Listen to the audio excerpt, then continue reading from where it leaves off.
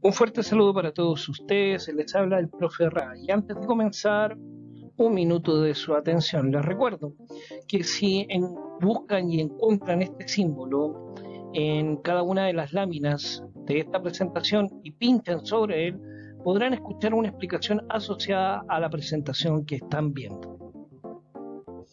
Recomendación importante, cada vez que veas esta imagen de este papelito que se llama POSIT en una lámina de esta presentación, te recomiendo utilices el POSIT tal como lo estábamos trabajando en clases para que tomes nota de lo más importante o fundamental de esa explicación. Bien, antes de comenzar con esta nueva materia, lo primero que vamos a hacer va a ser recordar algunos aspectos importantes de la materia que anteriormente ya hemos visto. Si recuerdan, lo que estábamos analizando y estábamos entendiendo y conociendo tenía que ver con las zonas naturales de Chile. Entendíamos que el territorio chileno se puede dividir en 5 grandes zonas naturales, que son la zona del norte grande, la del norte chico, la zona central, la zona sur y la zona austral.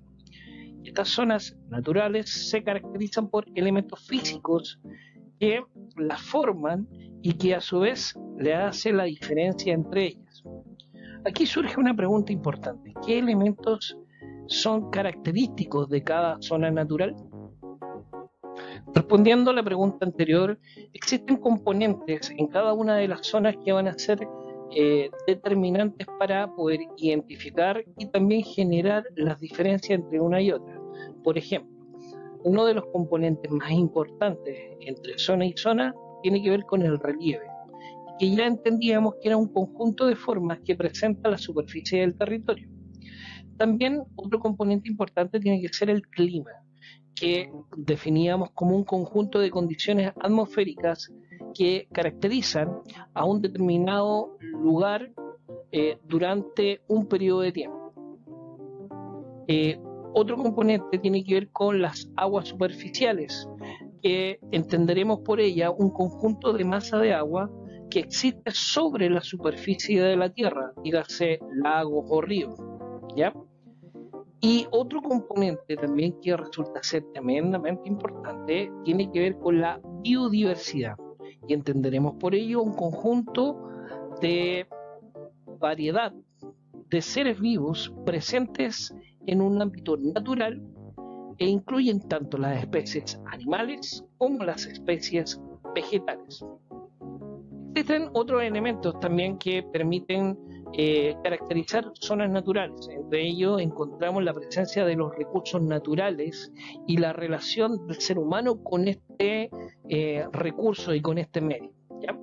Entonces entendremos que estos componentes van a ser determinantes para clasificar cada una de las zonas que hemos visto de Chile.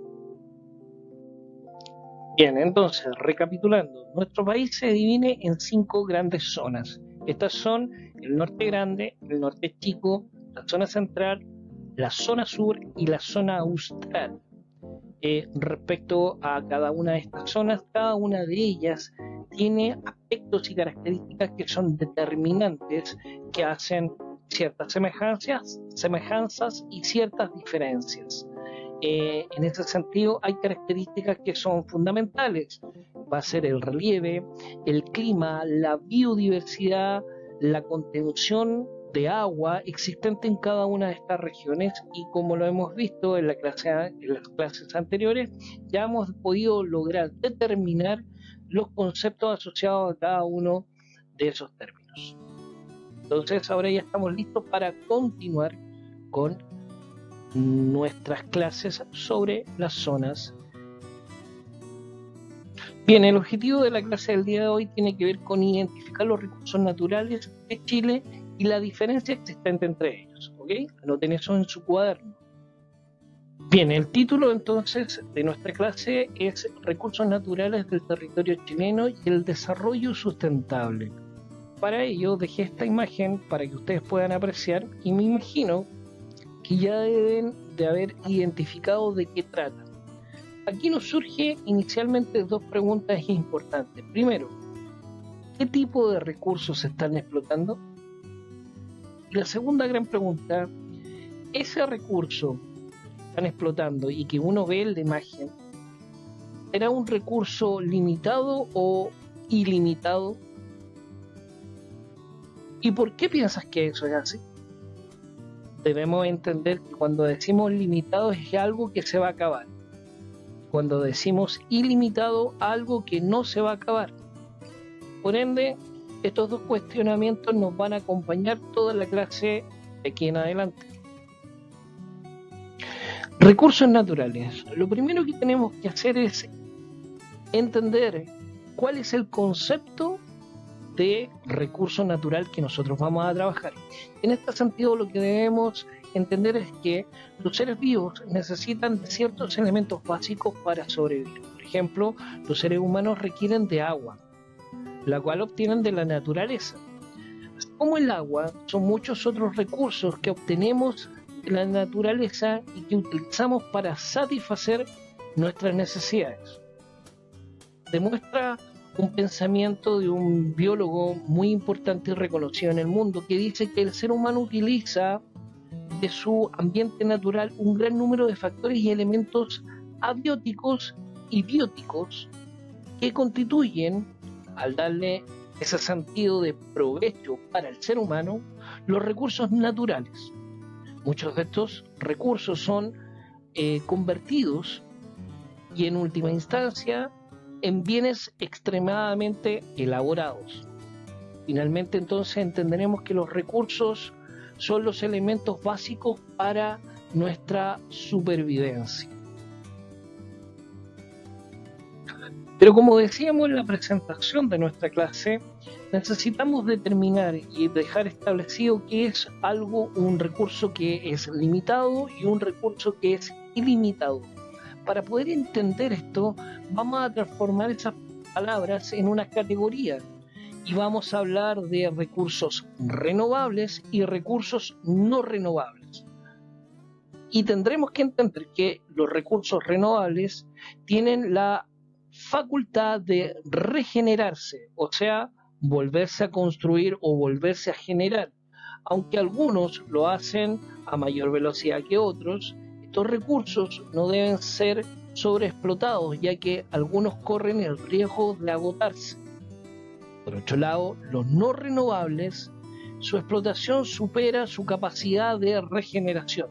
¿Qué quiere decir eso? Saco más de lo que esto es capaz, cualquiera que sea este recurso, de lo que esto es capaz de autorregenerarse, por lo que tiende a agotarse. Los minerales son un buen ejemplo de ello, pues para su renovación natural se necesitan miles e incluso millones de años. A diferencia de los minerales en el caso de los no renovables, en los renovables, por ejemplo, tenemos las papas, las zanahorias, que son dos vegetales que nos permiten alimentarnos y son de uso renovable. Ya, como habíamos visto entonces, Chile se distribuye en zonas y cada una de las zonas posee una gran variedad de recursos naturales distribuidos a lo largo de todo nuestro territorio. Los productos extraídos y elaborados a partir de ello representan la mayor parte de las exportaciones chilenas al resto del mundo. Se nos presenta entonces una pregunta, o surge una pregunta interesante, que es ¿cómo se distribuyen en el territorio estos recursos? Bien, para entender esto, un ejemplo.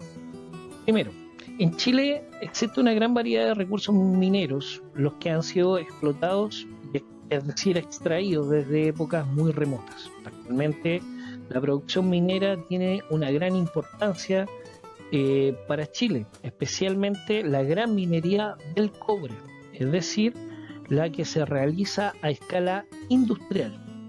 Lo que ustedes están viendo es un esquema que se estableció en el año 2017, donde se establece la importancia de la extracción minera. Si se dan cuenta, lo que corresponde a la exportación minera de cobre asciende a 38.648 millones de dólares, a diferencia tenemos la contrapartida, que es la exportación de no minerales. Esto quiere decir verdura, fruta, madera, carne también, que eso fue para el año 2017, haciendo un monto total de 28.163 millones de dólares.